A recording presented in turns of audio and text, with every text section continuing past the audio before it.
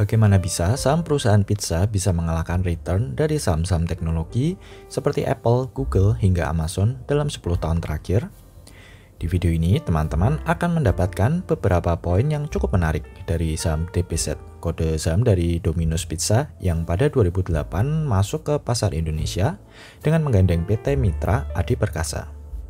Grafik ini menunjukkan perbandingan performa Domino Pizza dibandingkan Apple, Amazon, dan Alphabet di periode 2010 hingga awal April 2022. Cukup mencengangkan jika tahu bahwa ada saham dari penjual pizza yang mampu naik 4.500% dalam periode ini.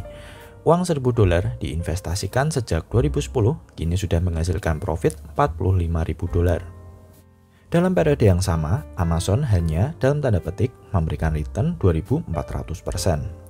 Apple 2.250% dan Alphabet 850%. Kalau ini perusahaan teknologi mungkin sudah biasa. Tapi jadi menarik karena ternyata saham yang hanya jualan pizza yang bisnisnya cukup boring, returnnya bisa 2 kali lipat lebih besar dari saham-saham raksasa teknologi. Jangan lupakan juga bahwa Domino's adalah pembagi dividen yang cukup konsisten. Walaupun saat ini yieldnya hanya 1%, tapi jika teman-teman menggabungkan kenaikan capital gain dengan dividen, maka returnnya akan jauh lebih besar lagi. Ternyata bukan tanpa alasan kenapa Domino's sahamnya bisa naik sebanyak itu. Data yang saya ambil dari Statista berikut menunjukkan bahwa penjualan Domino per 2020 merupakan yang terbesar jika dibandingkan dengan kompetitornya seperti Pizza Hut, Little Caesars, dan Papa John. Total penjualan Domino's sepanjang 2020 sebesar $8,29 billion. Jauh mengungguli penjualannya Pizza Hut yang hanya sebesar $5,44 billion. Jadi berdasarkan penjualan Domino's jelas merupakan penguasa pasar di industri pizza. Ada beberapa key metrics fundamental yang menurut saya bisa mencerminkan kenapa saham DPZ ini mampu menarik perhatian para investor. Yang pertama adalah tren peningkatan revenue yang terus mengalami kenaikan secara stabil setiap tahun. Grafik ini menunjukkan tren kenaikan revenue dan laba bersih dari 2017 hingga 2021. Baik revenue, net income, hingga profit margin semua menunjukkan tren yang positif. Bahkan di 2020, revenue dan laba bersih ternyata tidak terpengaruh oleh pandemi. Per 2021, DPZ memiliki total revenue sebesar $4,36 billion. Laba bersih $510 million dan profit margin 11,72%. Bicara mengenai growth rata-rata 5 tahun terakhir, Domino's rata-rata tumbuh 12% per tahun.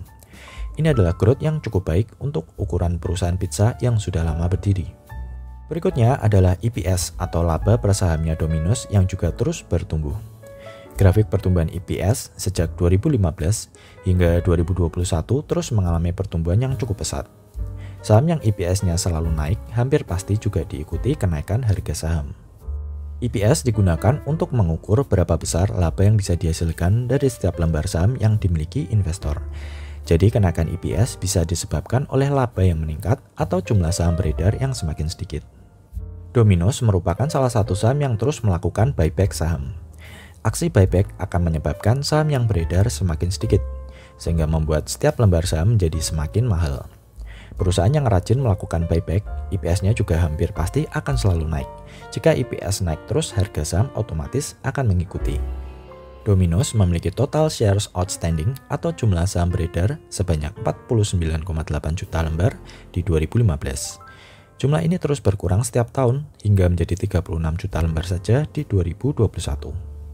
Apple juga memiliki program buyback. Di 2015, Apple memiliki outstanding shares sebanyak 22,3 miliar lembar. Jumlah ini terus berkurang setiap tahun hingga menjadi 16,4 miliar lembar di 2021. Harga saham Apple juga terus mengalami kenaikan seiring dengan jumlah saham beredar yang semakin sedikit dari waktu ke waktu. Kebalikan dari Domino's dan Apple, Alibaba yang sahamnya sejak 2020 sahamnya terus mengalami penurunan, ternyata memiliki total outstanding shares yang terus bertambah setiap tahun. Beberapa hari yang lalu, Alibaba baru saja mengumumkan akan melakukan peningkatan buyback dari $15 billion menjadi $25 billion. Program buyback ini akan berlangsung hingga Maret 2024. Saham Alibaba langsung naik 11% dalam sehari setelah sebelumnya juga sempat naik lebih dari 40% dari titik terendahnya hanya dalam beberapa hari. buyback adalah salah satu katalis yang sangat positif bagi para investor. Kebalikan dari Alibaba, Starbucks sahamnya langsung dibuang investor setelah Howard Schultz, founder Starbucks yang baru saja kembali menjadi CEO, mengumumkan akan menghentikan buyback terhadap saham Starbucks untuk mengalokasikan dana tersebut ke dalam pengembangan bisnis. Key metrics berikutnya yang juga penting adalah ROIC atau Return on Invested Capital. Rasio ini mengukur berapa return yang didapat dari setiap capital yang diinvestasikan. Semakin besar ROIC, maka manajemen semakin efektif dalam menjalankan bisnisnya. Investor sangat suka dengan ROIC yang tinggi. Domino's saat ini memiliki rata-rata ROIC yang jauh lebih tinggi daripada ROIC di industrinya, bahkan lebih besar daripada ROIC-nya Alphabet. Domino's juga merupakan cash flow machine. Jika teman-teman perhatikan grafik pertumbuhannya, free cash flow terus meningkat pesat setiap tahun. Per 2021, mereka berhasil mengenerate free cash flow sebanyak $560 juta. Domino's adalah salah satu saham terbarunya Bill Ackman. Buat yang belum tahu, Bill Ackman adalah salah satu tokoh Wall Street yang sangat terkenal. Biasanya saham-saham yang dibelinya selalu mengalami kenaikan tidak lama setelah dibeli. Beliau adalah pemilik Pershing Square Management, salah satu perusahaan investasi besar di Amerika. Per 31 Desember 2021, Domino's memiliki porsi 10% dalam portfolionya.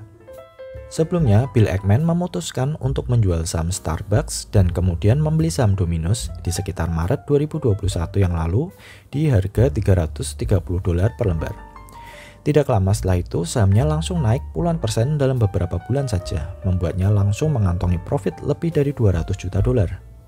Beberapa key highlight yang saya baca dari laporan manajemen Pershing Square diantaranya, Domino's adalah sebuah perusahaan berkualitas yang memiliki potensi pertumbuhan yang signifikan di masa depan dengan tim manajemen yang kuat. Domino's memiliki posisi terdepan di kategori infrastruktur delivery, di mana mereka berhasil menggabungkan big data dengan logistik sehingga membuat delivery dan proses order menjadi lebih efektif dan murah daripada para kompetitor. Saat ini Domino's juga sudah mengembangkan delivery melalui autonomous driving hingga menggunakan drone. Bisa dibilang Domino's adalah perusahaan pizza yang paling high-tech saat ini. Menariknya, Domino's ternyata kurang menyukai layanan delivery seperti Uber Eats dan DoorDash yang dirasa kurang menguntungkan bagi bisnis secara jangka panjang. Karena itulah Domino's terus berusaha menciptakan sistem delivery yang lebih efektif dengan memanfaatkan teknologi. Loyalty pelanggan juga cukup setia dengan produk mereka. Hal ini terindikasi dari kenaikan same-store sales yang meningkat 7% di US dan 5% di pasar internasional. Domino's juga memiliki alokasi capital yang sangat optimal dari model bisnis franchise mereka.